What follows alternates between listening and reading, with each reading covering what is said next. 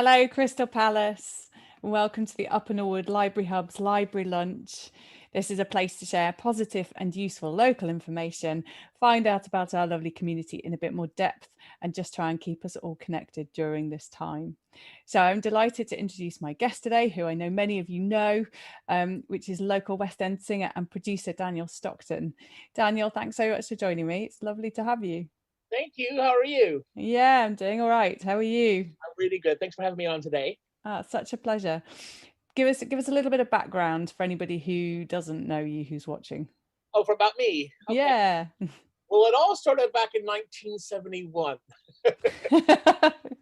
We do only have 20 minutes. I know, Just I know. I'm just kidding. Basically, I was born in Los Angeles. I grew up in Kentucky. I'm American, obviously, and I studied in New York and made my way, found myself in England in the late 90s and got my first show, which was Les Miserables, the original production of Les Miserables. And that's it, really. And I've had a lovely, lovely career and love affair with England, and I've decided to stay. So woo, I've been here for about 25 years. So yeah, amazing. kicking along. You've acclimatized then. I've acclimatized. Apparently, I've picked up a little bit of the accent. When I call home, they all go, "You sound really English," and then they hear people say, "Oh, you're definitely sound American." So I don't know. I think I've got that Lloyd Grossman transatlantic thing going on. I don't Awesome. know. Oh, Uh, it's been an interesting 6 months, hasn't it? uh, yeah, interesting is a really good word.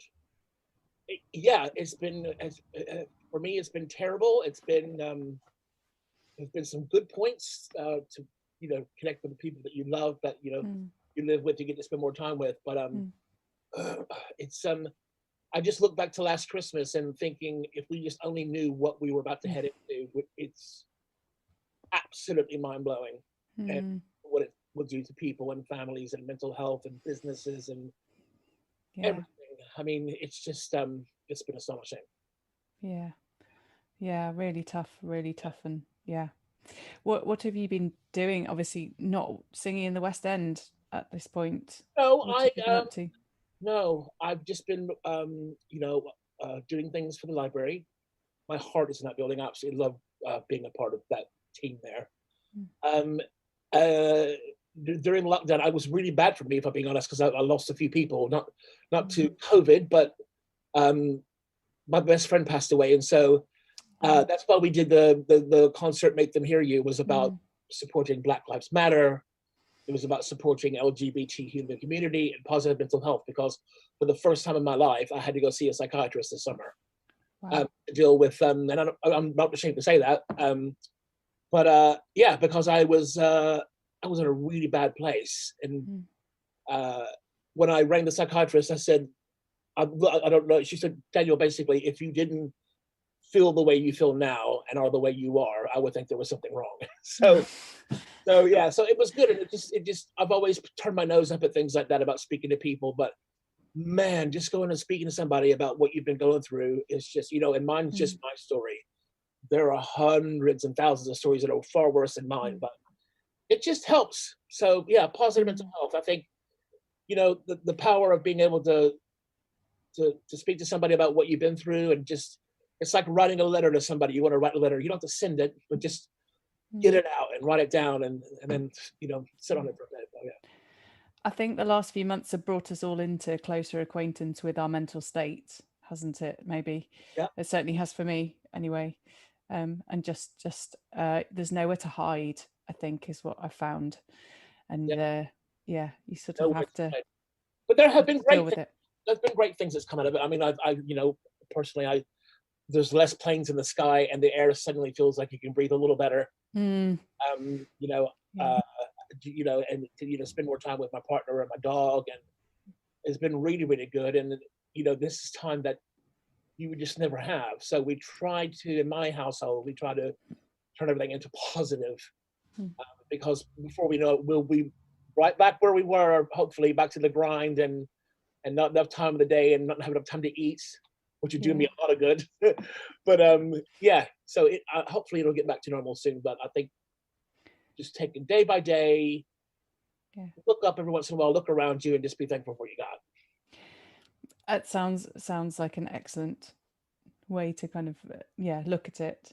And actually you haven't been idle either in the last few months. There's been quite a few things going on. Yeah, Do you want to say a little bit about the West End nights quickly, since that's what actually, just before you do, I should say hello to the people who are watching, because I know that we have Nick, Patricia and Gaynell, who you know from Palace a Cappella. you know, hi guys. So, hey guys, thank you for watching, and everybody else whose names I can't see. Patricia's waving at us. Nick says hello to both of us, and so does Gaynell with a couple of kisses. So, Oh, thanks, guys. wait to see you Um, guys. if you have any questions or comments for Daniel as we go along, please do shout them out, because it's so nice to know that there are people listening and to get response in this time when we're sort of, it feels very much like it's into a void. So send us some love, guys. Tell us a bit about the West End concerts, because that's what people probably know you from, I suspect, Yeah, around here. we recently at the library we did, like I said, Make Them Hear You, which was so successful. We were just so pleased with that, and the highlight of that concert was having your choir. No. That wonderful thing at the Thank the you. stuff at the end. It just was just brilliant. A real sense of community, and that was really proud of that we've done that. And then we did Finding Wonderland, which was for kids, where we used our technical manager Galina.Rin, her green screen technology, which was out of this world. I couldn't be more proud of her and what she achieved. It was just brilliant. And so that was kind of fairy tale kind of songs, from the movies, the cartoon movies. I can't say one word, but from those kind of fairy tales. And that was really, really good. That's still on YouTube, by the way. But well, both of them are. Make Them Hear You and, excuse me. So sorry about that. Hey, live. It is. It is. We have all sorts of fun things happen live. Sorry about that. So yeah, those are still on YouTube if you want to check those out. And it really is worth having a look at them. Make Them Hear You and Finding Wonderland. And then I got so excited after what Rin had done for us on Finding Wonderland that we're doing a family Halloween spooktacular. Ooh. And that is going to be on Saturday, October the 31st. That will be live streamed at 6 o'clock. So that's Halloween.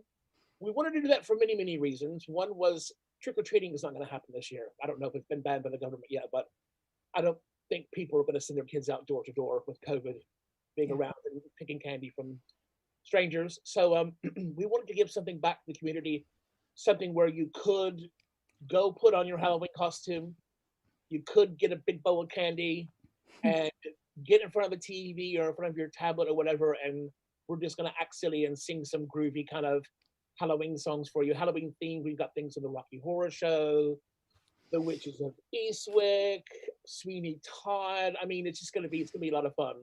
And I just want to reiterate, it is a family Halloween spectacular. So it's not focusing on horror, it's focusing on the fun element of Halloween. Amazing. So that should be really good. We've got some West End stars in it. We have Edward Barua from Motown, who played Barry Gordy, is going to be in it. We have Genevieve Nicole from The Chorus Line, George Arvidsson from Les Miserables, Siobhan Harrison, who's done a few for us before. She was in Dolls. Joe Napthine from Mamma Mia, and Tanya Mathiran from The Book of Mormon. Amazing. And we also have our lovely community boys, Callum Patrick Hughes and David Shopland, are going to be emceeing, and they're going to be brilliant. Awesome. But it's funny, and yeah, so please tune in. It's a free concert, but we will be asking for donations during the live stream. And the donations are to support the arts within our building. To keep on producing concerts and putting things like this out there to be free and to make a difficult time a little more bearable. Yeah, amazing. We actually spoke to Joe Napthine last week, as you know, because you very kindly put us in touch. And one of the things she mentioned was an idea for the Halloween spooktacular of something to do with a cat costume and being on top of a table. So I cannot wait to see if that happens. She texted me one night. She went, "Daniel, picture this: me dressed as a cat, on a table, I've had a gin. What's the text? And I thought, okay, well, we'll have a think about that. But it's funny because they come up with these ideas, and Rin, when I said to Rin, she wants to be a cat on the table. She's like, yeah, fine, done. That's cat on the table. So we will see. We will see. But we've got some exciting things happening. We're gonna. There's a vicious rumor that the Sanderson sisters from Hocus Pocus will be making a little appearance in the concert. And also, I hear that Morticia and Gomez Adams might stop by as well. So Wow. definitely something to look forward to. And Jack Skellington from Once Upon a Nightmare Before Christmas is going to pop by as well. So definitely Wow. in for. So yeah. And basically tune in to find out exactly what's going on and who's going to be there. Sounds really Exactly. brilliant. Can't wait. We're full makeup, full costume, everything Halloween. Proper spectacular. Spooktacular. Yeah. Sorry. Spectacular. Yeah, get it right. Yeah, spectacular. Awesome. So the next thing I want to ask you about is what you've got going for kids who actually want to be in the performance line rather than watching, or as well as watching. Just before we do, I've got a few comments that I want to read out. Since I asked for comments, people have supplied. Thank you, guys. That's lovely. So Kate says, hello to you, and my kids are going to love this. That's brilliant. Thanks, Kate. Patricia says, you're keeping our spirits up. Thank you. And she blows you a kiss. Oh, that's so sweet. Hello, honey. Jackie says, hello, Daniel. Lots of love. Oh, Jackie.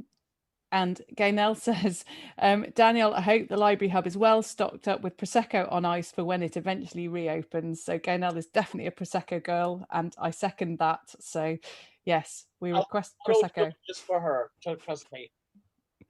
Excellent. Amazing. Mention, if you don't mind, is that we're actually, even though the concert's free and online, we are having our first audience of about 20 people, an invited audience. So there will be that, and they'll all be socially distanced, obviously, and we'll be following government guidelines.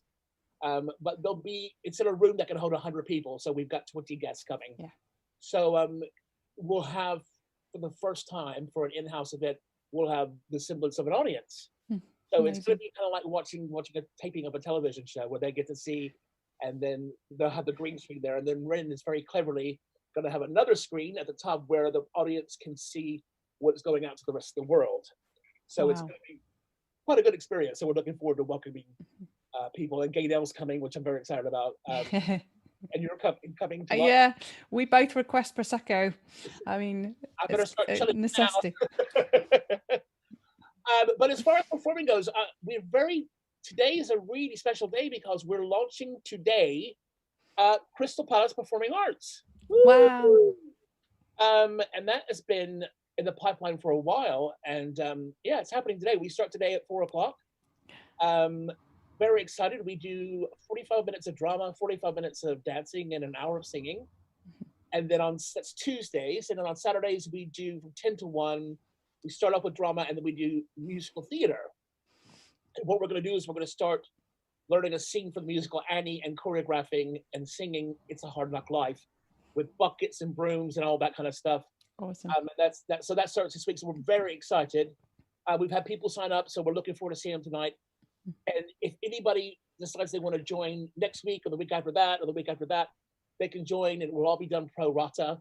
And yeah, we're really excited about it, and just already excited about the response we've had. And yeah, so that's happening today. So amazing. Yeah. Because you have been running some holiday camps, haven't you? This are sort of along similar lines, but for a week, I think. We did 2 weeks earlier in the summer. We did an Annie/Oliver camp. And then we did a second week of that where they did some choreography and did a performance for their parents, which the parents just loved. And then we did a fairy tale camp where kids came in and got to learn more about fairy tales, like with Goldilocks and the Three Bears, Rapunzel, Snow White, and the Seven Dwarfs. And at the end, we did a little play. We wrote a little play. Well, they helped write the play, the kids. They were so brilliant. Of Goldilocks and the Three Bears. And it was just really good. And they went for it. And the guy who played Jude, who played the Daddy Bear, came in with this big bearskin rug that he wore as his costume, and it was just so good. And yeah, it was just great. And a lot of parents have been saying, look, if you ever do anything after school, please let us know. We're like, we want to do something. So it has been born today. And so wish us luck and Amazing. hope that everybody has a great time. Absolutely. Yeah, that's really exciting. What's the kind of aim? Because it's a term, isn't it? So It's a, what? it's a term. I mean, the aim is we wanted to be able to do a performance, some kind of a performance at the end of the term. We're not sure that'll happen at the end of this term because of what's going on, but definitely we want to do some kind of a showcase for the Tuesdays for the acting, singing, and dancing. And then with the musical theater, we want to do some kind of performance from Annie where they do a whole scene and do the entire thing, and maybe even bring in a West End person to be Miss Hannigan, and to do a number with them as well. So I mean, Amazing. that's what the aim is to do. But just to practice each week and to the choreography, get some harmonies in, and just and I still expect West End standard, believe it or not. But we need time to get there. But there's some. I'm surprised after doing my camps. Not surprised. That's wrong. Delighted that after doing some of our camps, how many talented kids are in the community.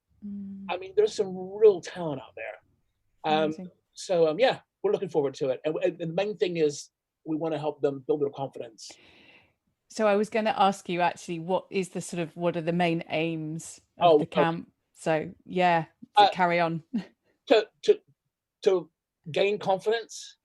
To give you an example, I had a girl who came in for my second Annie camp. I can't remember her name. I'm so sorry, by the way, because I had so many kids, but she was lovely. And she came in on the first day, and when we went around to introduce ourselves, she couldn't say her name.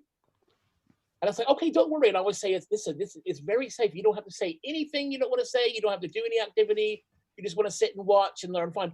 And by the end of the fourth day, she had a speaking part, and she played Molly and Annie, Oh wow, crying baby. that's so And it was lovely. like, and I gave her Star People of the Week because she just deserved it. And like, I just there's something about musical theater and about taking the time of teaching kids and things. They gain confidence. They felt, oh, well, that person's doing it, I can do it as well. Mm. And just to see her grow, that was within 4 days that this girl Mm. did that. And that just meant the world to us that she did. And she um, went away and her parents were happy. And then, that's all we can ask for. Um, it's not just confidence. It's about finding yourself. I mean, I'm still finding myself at 49, but but just giving you that start, and to have to give them that voice, Yeah.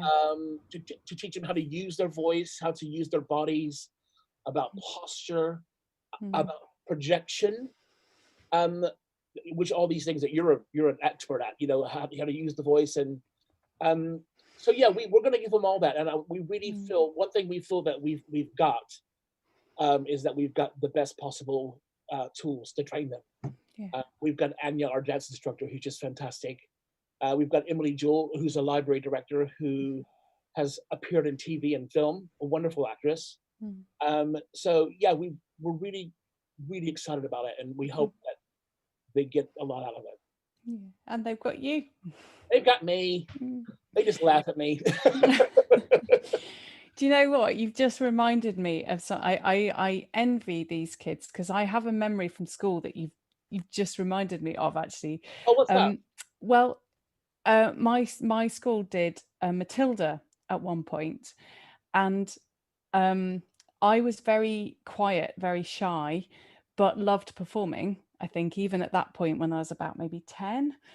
And they got me to audition for The Cook, which was basically one tiny scene, one line role. And then after they'd kind of done all the small parts and got people to audition, they asked who wanted to audition for Miss Trunchbull. And I put my hand up because I wanted to give it a go and I felt like I could. Yeah. And they basically said, you've already auditioned for The Cook. And I am absolutely convinced that that's because I was quiet and shy in class and they decided I couldn't do it. And I didn't even get the chance to try. And that, 3 decades on nearly, that is still there as Oh, a feeling. Oh, it's maybe, sorry, my heart's going at like 100 miles an hour now, just even thinking about it. So what I'm saying is, I think what you're doing is amazing, and those kids are oh, really, thank you really so. lucky. I'll add on to that if you don't mind as well. Like I always, when we did this with the first week of Annie, that's so sweet, Eleanor. The first week of Annie, I believe that kids all should have an equal chance at everything. Mhm. And they all had an audition. They said they don't want to audition, then they would sit and they would color. You know, you have to look at every child's individual needs. And I had two girls that auditioned for Annie, and I couldn't decide which one was going to be Annie. Mhm. So I thought they're both going to be Annie, and we did two performances. So Amazing. one performance, and then they sat down and said, "Okay, we'll have cast B come up now and do a performance." And all the parents stayed to watch both performances, and it's just you can't. And I'm sorry that happened to you. You can't, and I've got stories I could talk about my childhood, about me feeling left out, and I was always the last to be picked. I was a little fat kid, and and I just I think because I think I'm really good with children because I know the way I would have wanted to be dealt with when I was a kid. And Yeah. so when I am in the room with them, I do know they're going to have a good time because I become one of them, and we just have Yeah. a really, really good time and have fun. And I'm sorry that happened to you, and that's my goal is to make sure things like that don't happen. So in our schools, they will get equal. Anybody who wants to audition for parts can. If you don't want to, you don't have to. But like I said, that little girl over 4 days, I'd Yeah. be surprised if you didn't at the end. So That's so lovely to hear about. That's really brilliant. I'm And so sorry that happened to you. no, it's fine. The thing is, as much as it kind of makes me frustrated, in that I think I was kind of, I feel like I was taken at face value, without anybody maybe looking deeper. But I think that's fed into my teaching in a good way, and Yeah, like you've just said, because you know how you want people to feel and how you don't want them to feel. And so yeah, I think you and I are probably similar in that. yeah. That- And somebody once that I'm trying to remember what they said. It meant a lot to me when they said it. They said people will always remember how you make them feel. hmm, So it only takes for somebody to make you feel terrible once to take that with you for a lifetime. yeah. And I think it's really careful that you treat people in a certain manner, um, because you don't want to be remembered as like that. It sounds like what happened to you, and their hearts weren't in it. Hmm, And if your heart's not in it, then they shouldn't be doing it yeah. because they should have looked at you as individually and gone, let's let her try for anything she wants to go for because Yeah. it's the sky's the limit. When Yeah. you're a kid, the sky is the limit. Yeah. So Yeah. And if you feel like that, then you go for it. go Don't for you? it Yeah. because you're never gonna know. You're never gonna know. And as a kid, as a children, you're fearless. I mean, you must go for what you can because when you become adults, you get scared of everything. Mm. You want to this is why we want to when you're young to let these kids get their voice out, teach them how to like just be who they are as Mm. little kids. I mean, like by the time they get to be 10, they're teenagers anyway. They all want to. You know what I mean? Emily was telling me about her daughter. She's 8, but she's like going on 16 already. But we try to slow that down a bit and just enjoy being young and Yeah. learning about the three wonderful disciplines of performance, which is acting, singing, and drama. So Yeah. Amazing. Awesome. Well, we're sort of nearly at the end of our time, but before we do that, I'm going to get you to just recap quickly how people can find out about it. But before that, I just want to say hello to Anya and Rachel, who I can see are watching. And I've got a few comments to read out. So this library lunch is obviously resonating with people, which is lovely.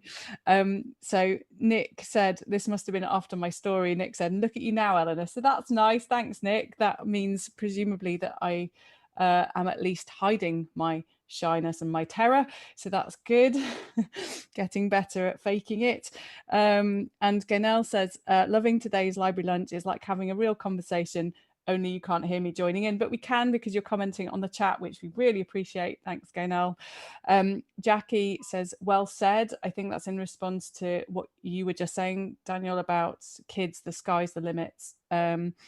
And Rachel says, love seeing your sweet face this morning, Daniel. Sounds like a great program. Excellent. oh, Thanks, guys. We really appreciate your comments. thank you so much. That's so sweet. That's lovely. Let's say hello to Anya really quick. Hello, Anya. Anya's our dance leader, instructor for the CPPA tonight. So let's go get them, girl. Let's have fun. Oh, Amazing. I actually hadn't put that together because I've been doing Anya's dance class on Saturdays, Oh, what? which is awesome and Right. is definitely keeping me fitter, and providing me with a lovely level of challenge, which is definitely a challenge, but it's mostly achievable, and you feel really good when you actually do achieve it. So yes. We only have the best at CPPA. Absolutely. So just before we finish, I think give us a quick recap on how people can join in on the Halloween Spectacular and the CPPA. Yeah, Halloween Spectacular will be. I have put on Facebook the link to watch it. You will get a reminder if you go on there and like that page. It will be on Facebook. It will be on YouTube. I hope this is right, Rin. And like I said, tune in at 6 o'clock um, with the CPPA Crystal Palace Performing Arts. We start tonight. I do want to reiterate that if you hear about it, you hear how you want to come to it next week or the week after. Don't worry about that. You're more than welcome to join when you want. It will be done pro rata, and we make sure that you don't feel like you're behind. And we'll be very very conscious of that. It's not about catching up. It's about making every rehearsal bright and brand new and learning something new. So we welcome you at any time if you want to come join us. Amazing. Awesome. Thank you. That's on the website. Say again. That's so sorry. That's all on the website. Excellent. Cool. Yeah. Thank you. It's been so lovely to chat to you. We should do this again. Good to see you. And I can't wait to there's a vicious rumor really quick. Mm-hmm. There's a rumor that West End at the Library will be back on December the 13th, Sunday, with an audience, and there's a rumor that the Palace A Cappella Choir might be involved in that, but I don't know. I've just heard it on the down low. Possibly be arranged. But anyway, yeah, vicious rumor, but vicious rumors. Yeah, but it will be lovely if that happens. So and I think Christmas is going to be special this year. I think it's going to mean more to us than it has in a while. I think we have to make it special, don't we? Just given everything and take what comes and just do what we can with it. And as you said earlier, gratitude for the things we do have, which I think is lovely. Absolutely. So yeah, brilliant. Thank you so much. Just before we finish then, I've got a couple of announcements. As always, do check out our live stream program. We have loads going on. I'm just going to leave it at that. Do check it out. If you would be interested in being part of our oral history project, we would love to have you involved in that.